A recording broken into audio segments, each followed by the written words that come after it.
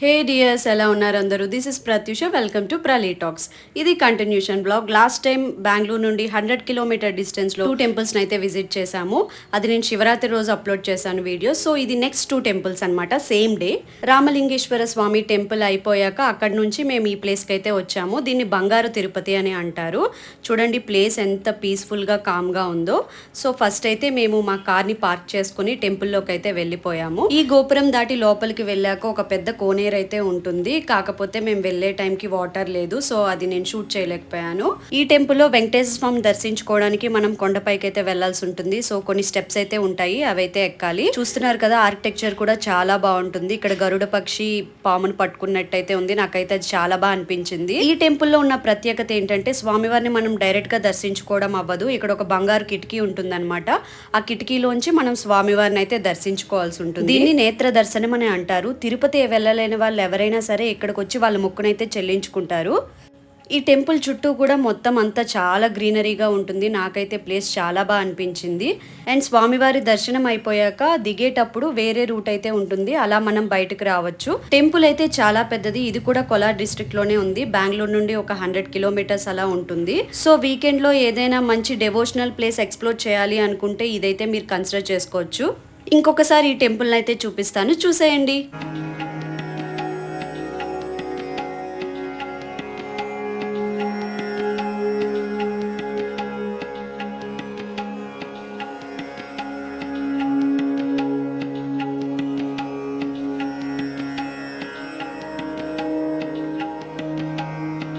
ఈ టెంపుల్కి ఆపోజిట్గానే పద్మావతి అమ్మవారి టెంపుల్ కూడా ఉంటుంది. సో మేము స్వామివారి దర్శనం అయ్యాక పద్మావతి అమ్మవారి టెంపుల్కి అయితే వెళ్ళాము. ఇది కూడా చాలా పెద్దది. అండ్ ప్లేస్ చూసారు కదా ఎంత ప్రశాంతంగా అనిపిస్తుందో. ఫుల్ చెట్లు మొత్తం అంతా కూడా. అమ్మవారి టెంపుల్ కూడా కొండపైనే ఉంటుంది. సో ఇక్కడ కూడా మనం స్టెప్స్ అయితే ఎక్కాలి. ఇక్కడ మా అన్నయ్య వాళ్ళ పాప అది బుడ్డది కదా, ఎక్కలేకపోతుంది. సో మా అన్నయ్య అయితే దాన్ని ఎత్తుకొని తీసుకెళ్తున్నాడు. జనరల్గా వీక్ డేస్ అయితే జనాలు ఎక్కువగా ఉంటారు అనుకుంటా. మేము వెళ్ళింది మిడ్ వీక్లో, సో ఎక్కువగా జనాలు లేరు. మంచిగా అనిపించింది. దర్శనం అన్నీ కూడా చాలా బాగా అయ్యాయి. చుట్టూ అంతా చెట్లు, అంతా గ్రీనరీ ఉండడం వల్ల మంకీస్ కూడా ఎక్కువగానే ఉన్నాయి. ఇక్కడ ఈ మంకీ చూడండి ఎలా వాటర్ తాగుతుందో మంచిగా. అమ్మవారి దర్శనం కూడా మంచిగా అయిపోయింది. ఇక్కడ నుంచి స్వామివారి టెంపుల్ చూడండి ఎంత బాగా కనిపిస్తుందో, ఎంత డిస్టెన్స్లో ఉన్నట్టు కనిపిస్తుందో, కానీ ఎదురెదురుగానే ఉంటాయి టెంపుల్స్. అండ్ కాసేపు ఆగి కిందకి దిగాక కిందన చెట్లు అంతా గ్రీనరీ ఉండి చిన్న గార్డెన్ లా అయితే ఉంది. అక్కడ అయితే మా అన్నయ్య వాళ్ళు కొన్ని ఫొటోస్ అయితే తీసుకున్నారు. నాకైతే ఆ ప్లేస్ నుంచి అస్సలు కదలాలనిపించలేదు. చాలా టైమే స్పెండ్ చేసాం ఈ టెంపుల్స్ దగ్గర. అండ్ టెంపుల్ లోపలే కాదు, బయట కూడా ఒక కోనేరు అయితే ఉంది. సో దాన్ని చూడడానికి అయితే వెళ్ళాము.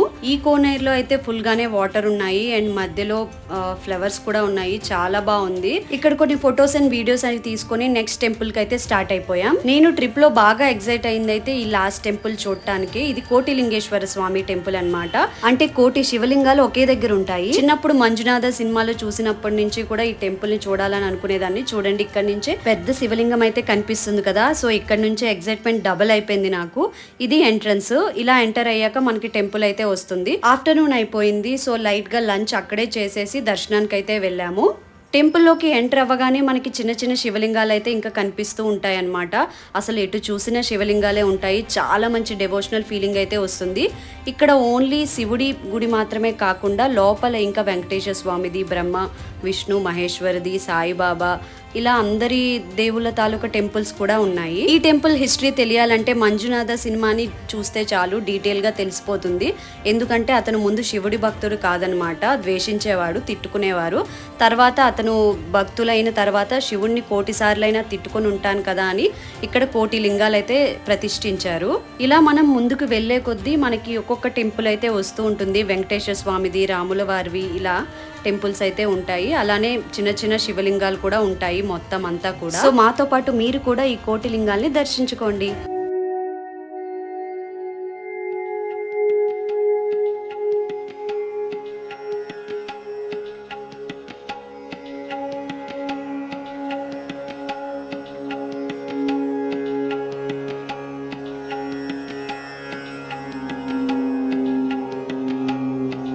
ఈ టెంపుల్ మనం ముందు వెళ్ళిన బంగారు తిరుపతికి ఒక 10 కిలోమీటర్ డిస్టెన్స్లో ఉంటుందన్నమాట.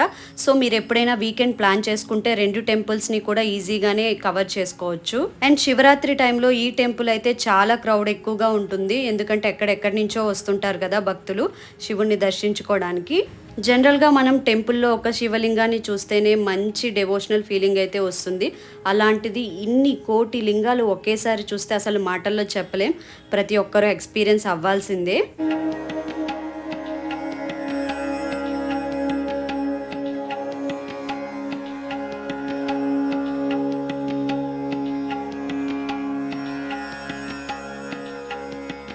ఫైనల్గా అందరి దేవుళ్ళ దర్శనం అయిపోయాక ఒక ఎంట్రన్స్ అయితే ఉంటుంది. అది దాటి మనం బయటకు వస్తే ఒక పెద్ద ఓపెన్ ఏరియా ఉంటుందన్నమాట. ఇక్కడ ఎటు చూసిన శివలింగాలే కనిపిస్తాయి, కాకపోతే మొత్తం ఓపెన్ ఏరియాలా ఉంటుంది. అండ్ ఇక్కడే ఒక పెద్ద శివలింగం కూడా ఉంటుంది. అండ్ దానికి ఆపోజిట్లోనే ఒక పెద్ద నంది కూడా ఉంటుంది. చిన్నప్పుడు మంజునాథ సినిమాలో చూసి నిజంగా ఇలాంటి ప్లేస్ ఉంటుందా అనుకునేదాన్ని, బట్ ఇప్పుడు డైరెక్ట్గా ఇలా చూస్తుంటే నాకైతే చాలా హ్యాపీగా అనిపించింది. సో నా హ్యాపీనెస్ని మీరు కూడా చూసేయండి.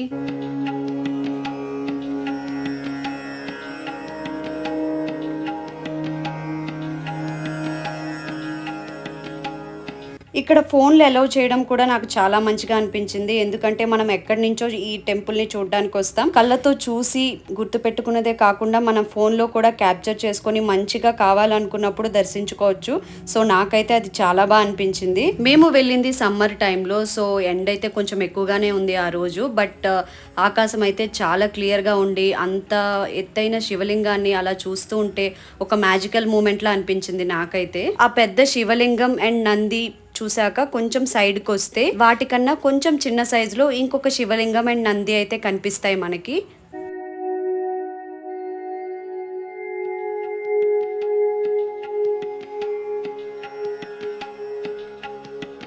ఇలా మొత్తం తిరిగి చూసాక కాసేపు అక్కడే రెస్ట్ తీసుకున్నాం, ఎందుకంటే చెప్పా కదా ఎండ చాలా ఎక్కువగా ఉంది, చాలా ఎక్కువగానే నడిచాం ఆ రోజు. సో అక్కడే ప్రసాదాలు అవి తీసుకొని కాసేపు రెస్ట్ తీసుకొని రిటర్న్ అయితే స్టార్ట్ అయిపోయాం బెంగళూరుకి. మీకు ఈ బంగారు తిరుపతి అండ్ కోటిలింగేశ్వర స్వామి టెంపుల్ ఎలా అనిపించింది? నాకైతే చాలా బాగా అనిపించాయి. రెండు మంచి ప్లేసెస్, అస్సలు మిస్ అవ్వకూడదు. బెంగళూరు దగ్గరలో ఉన్న వాళ్ళైతే తప్పకుండా ట్రై చేయండి ఈ ప్లేసెస్ చూడటానికి.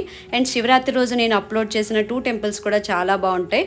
ఎవరైనా మిస్ అయి ఉంటే అది కూడా చెక్అవుట్ చేయండి. This is the vlog for today. See you in another vlog. Bye bye.